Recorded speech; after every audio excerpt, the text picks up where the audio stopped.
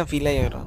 మీరు mobile screen చూస్తున్నప్పుడు మీ కళ్ళు మండడం. సో, అలా అయితే మీ కళ్ళు డ్యామేజ్ అవుతున్నాయనే ఒక సిగ్నల్ ఇస్తుందన్నమాట. So, first of all digital eye strain అనేది మీరు తెలుసుకోవాలి.